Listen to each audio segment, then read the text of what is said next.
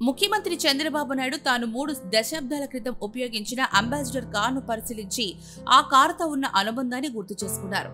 393 నెంబర్తో ఉండే ఈ అంబాసిడర్ కారు చంద్రబాబు నాయుడు సొంత వాహనం.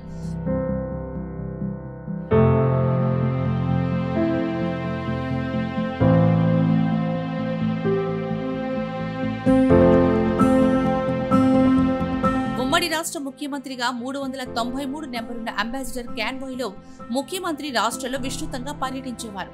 393 అంబాసిడర్ అంటేనే సిబిఎన్ బ్రాండ్ కార్ అనేలా ఈ కారు గుర్తింపు పొందింది.